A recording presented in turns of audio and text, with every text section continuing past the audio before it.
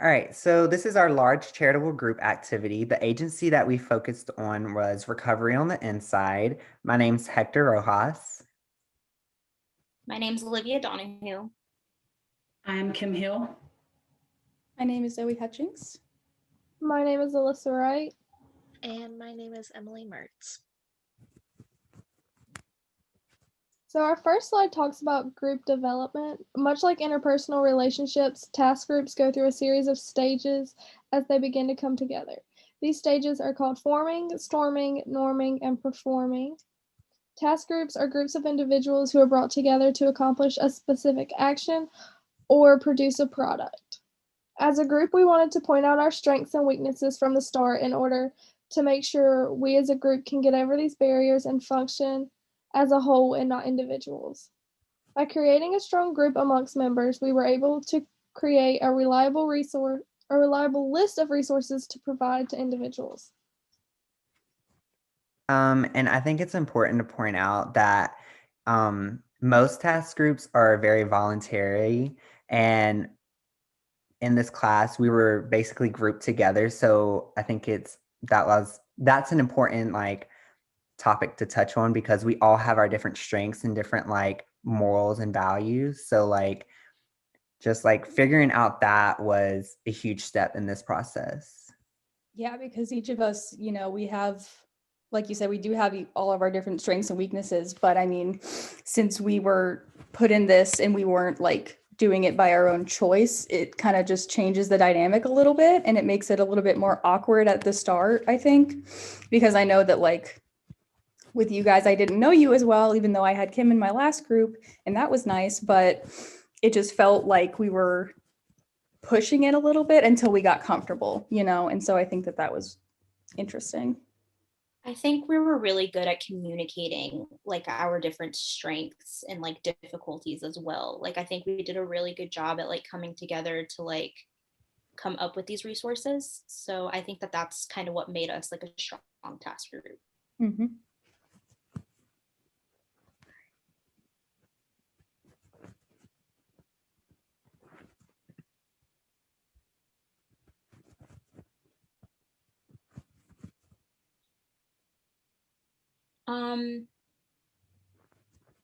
Hector, did you skip a few slides? Okay, that's the one. Sorry.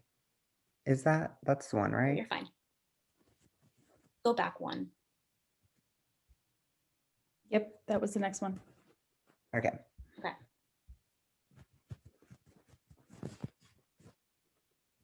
Oh, Alyssa, we can't hear you.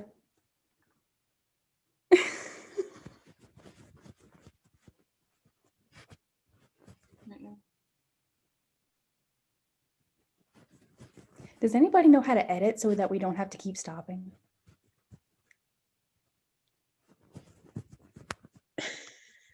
Okay. So I can just start reading. Okay. The partnering process. As we began the partnering process, we decided to approach the agencies we were the most familiar with, as we were already aware of their mission and ways we could provide a need for them. After multiple follow-ups and waiting, we decided to contact a few more agencies, including those recommended to us by Professor Platt.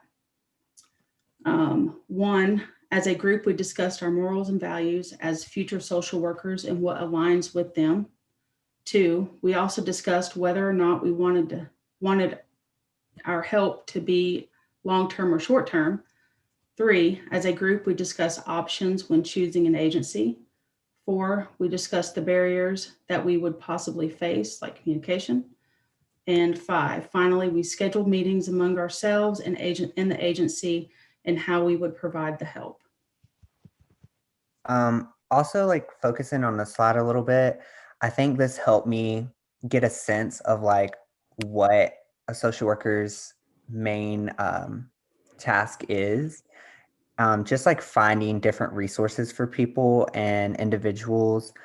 And I think searching for a partner gave me a little insight because it could be difficult at times, but it also helped me get out of my comfort zone a little bit, reaching out to people. So I think this was one of the processes that really influenced me a little bit.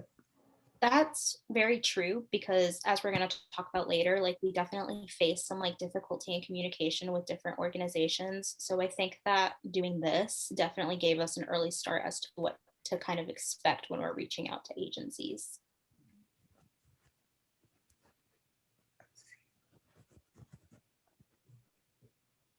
Okay, so our intervention and how it was implemented. Together, we came up with a list of resources in Watauga County and surrounding areas. By doing this, we were able to provide sources to the population of individuals who are coming out of the prison system. While doing this process, we were able to get those collect. We were able to also collect donations and materials that were needed by this agency, such as food, clothes, and hygiene products. The handout was created into a chart, which provides numerous county resources and their contact information. We also wanted to provide the community with this information in case people wanted to reach out and could see what they could provide.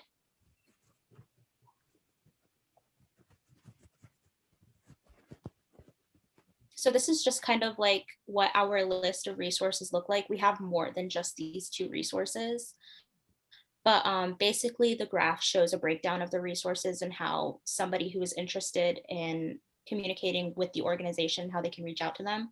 So we were able to provide the address, the phone number, and the website, and a brief description of what that agency particularly does. And I think that it's important to have like a tangible list to give out to people because it gives them a simpler way to reach out for help. You got it. Sorry. Okay. The agency themselves said that they were going to take all of the resources that we compiled for them and put them into a pamphlet to give out to those in need of it. And even though I know we don't have the exact same organization as they do, I feel like the way that we set it up will make it a lot easier for them because we do have each individual thing separated, and it helps them know like, okay, well, this one wouldn't be as effective in helping them, so we don't need to include that in our pamphlet, but it just gives them a range of options, and I like that. Yeah. Yeah, I definitely think this was like a really good idea. Because not only can we like provide it to that certain population or that certain agency, but if we just change a couple things, like this would be like a good resource for people out in the community currently, like searching for different resources that might not know exactly where to reach out because they don't really know what that research agency might like provide. So us giving like a description of those agencies gives a little background on those. So.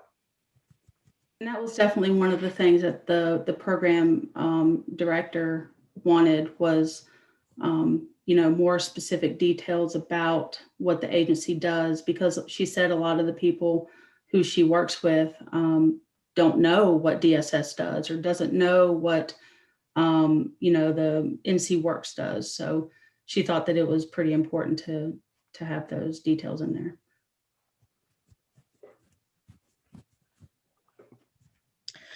So when it came to challenges, we did face quite a few challenges as a group. There was, first off, there was low engagement and communication from different agencies, and there were just communication and access barriers due to COVID-19 and all the restrictions that there are with that, just for everyone's safety.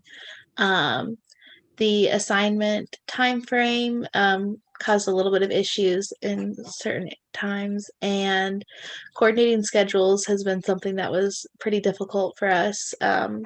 Collaborative work completed outside of class time requires for all of the group members to coordinate busy schedules, and that proved to be quite difficult. And then another thing was just commitment levels from the agencies. I think this slide I would love to focus on a little bit more because these are very like, I think it can prepare us definitely after, after graduating and getting into the field, because there's going to be times where, you're going to have to balance your social life and your work life.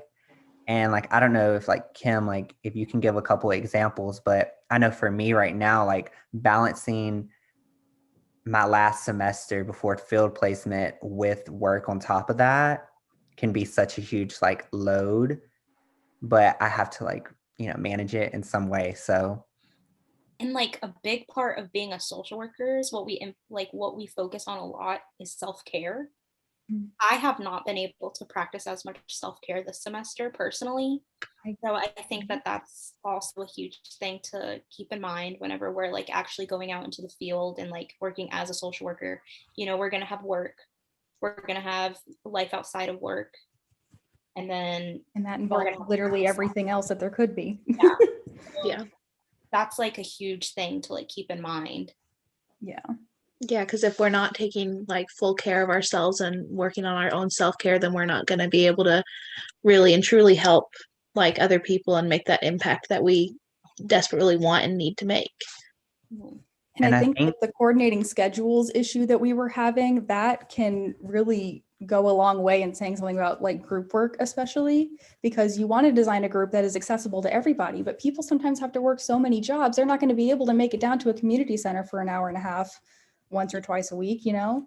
And so even though it's there for them and they can have it, they can't because they have to work and they have to make money. And so it's not just about like our group ourselves, we're having issues with school and work and everything else. It's that later on in the future, you know, it's going to be really difficult to want to give everyone in the community that resource and that action that they need, but they can't all have it. And we kind of have to like be a little choosy about those things, I think.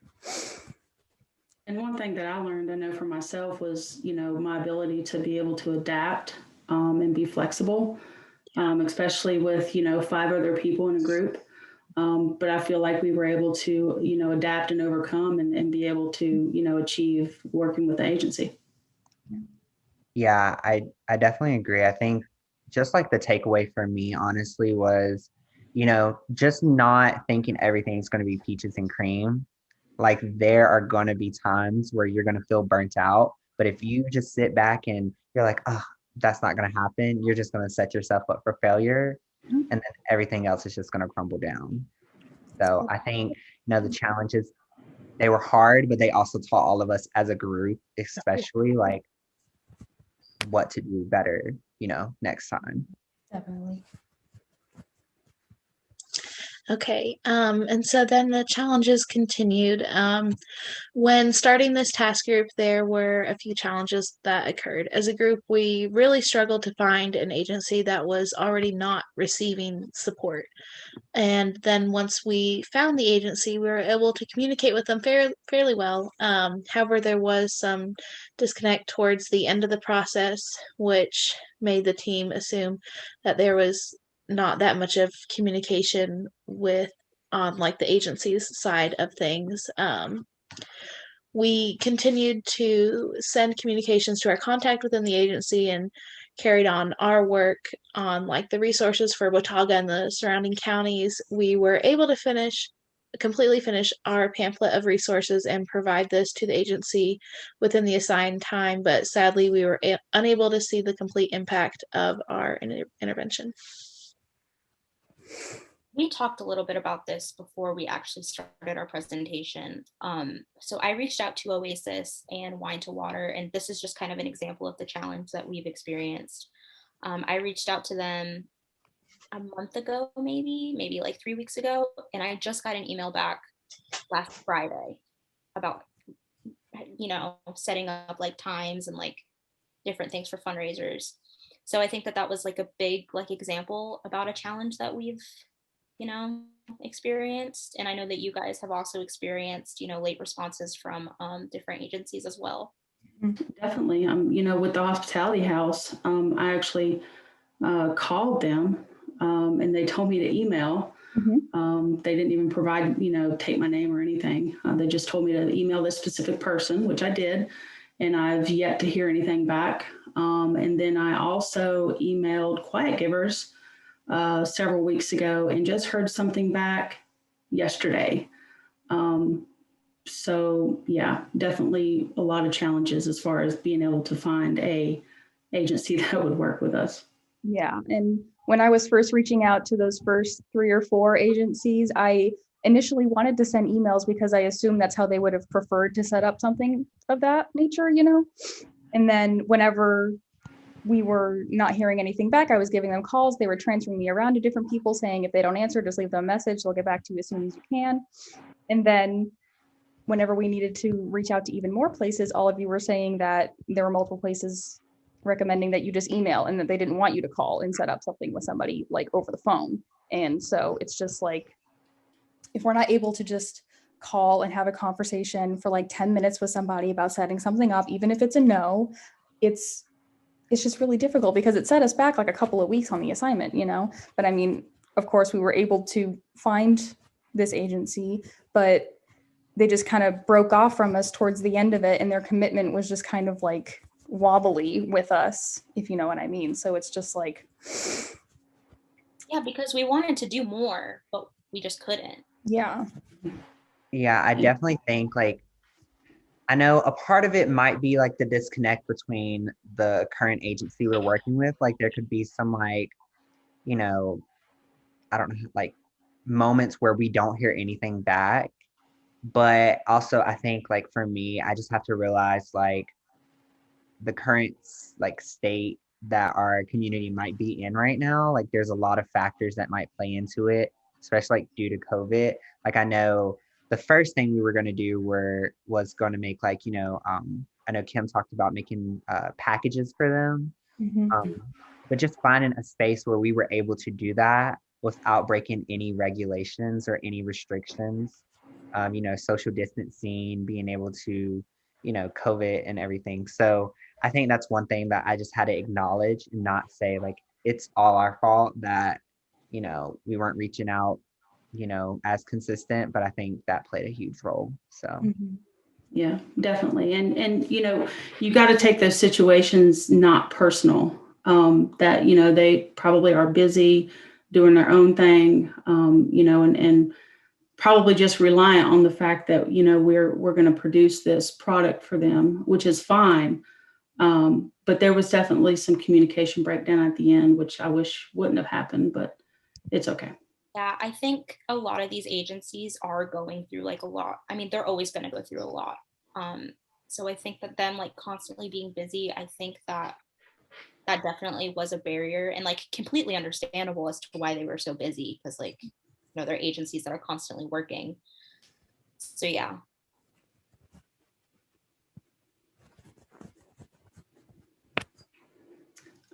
Impact. Our focus of task groups in general is on producing products for the set community we were serving. Below are a list of benefits we provided.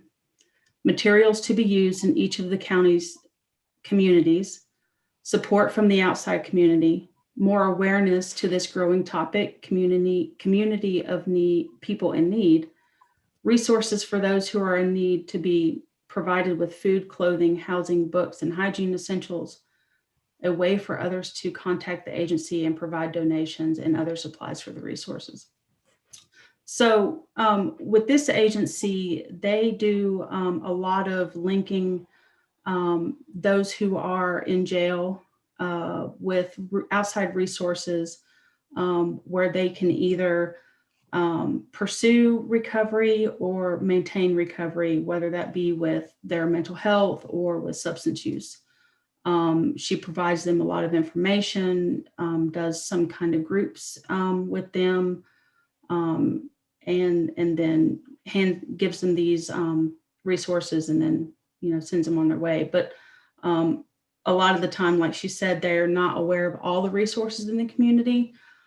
So I know for myself, it was definitely interesting to really kind of dig deeper as far as what resources were available in counties outside of Watauga, such as Ashe and Avery, that would be available to these individuals who live in those communities.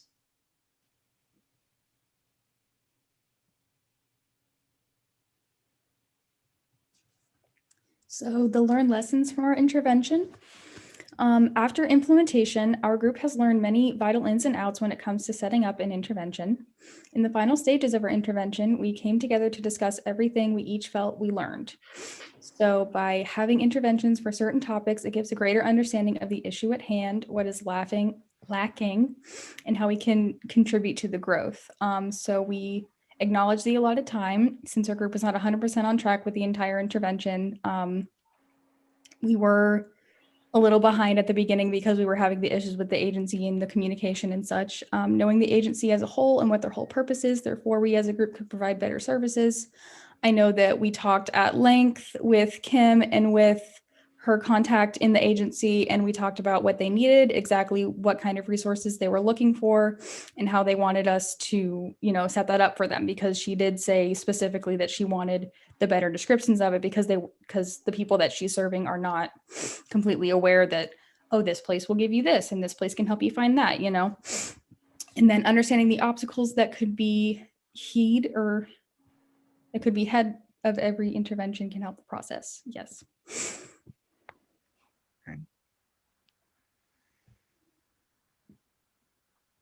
And then continuation of our learned lessons, getting a better understanding about what this organization does in the community and how it benefits individuals in their day-to-day life, becoming culturally competent when working within a group of individuals who come from different backgrounds and providing them with organizations that can better work with their identities, and then understanding negative connotations that may come when working for this particular population of individuals. So people who are recovering from addictions and people who are being released from prison and have a record. Lots of people put a lot of stigma on them, put a lot of judgment on them for the things that they have done and the lives that they used to lead, but obviously they're trying to reassimilate and come back in a more healthy manner. And so that is why these resources need to be provided to them in an organized way so that they understand that there are places that they can go to get the exact help that they need. They're just not completely aware of it at this time. And along with the resources that was given to the agency, the link of the web address can actually be accessed by the program director, where she can go in, and if somebody is really asking some more questions about it, she can go in and look and maybe print off more information if needed to give that to give the individual if they need it. So.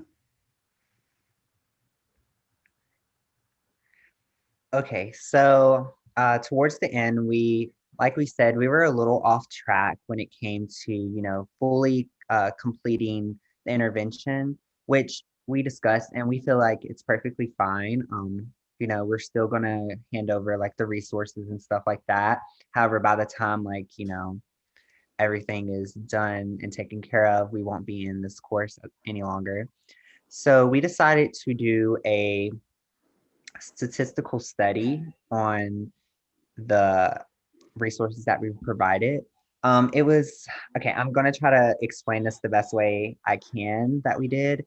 So a couple of us are taking a research methods class right now.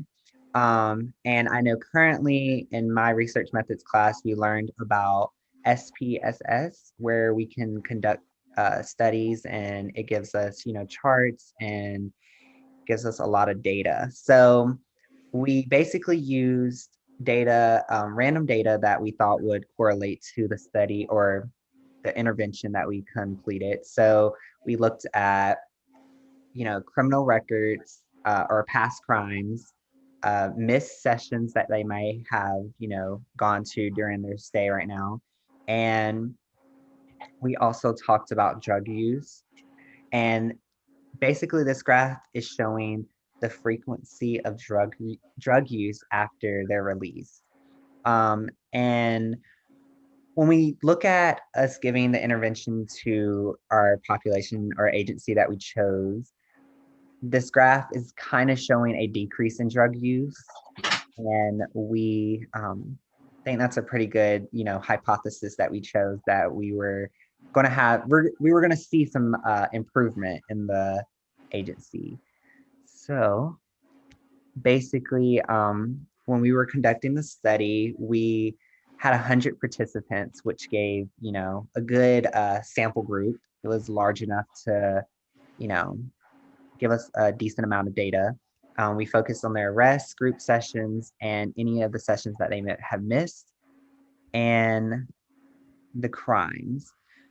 When we were looking at the graph in the last slide, it was post-release. So basically, like I said, it showed a decrease in drug use. We did have towards the end, there was a small increase in drug use, but we have those things that we also talked about in our last class, which was, like relapse. And you're always going to have that small percentage that's going to happen.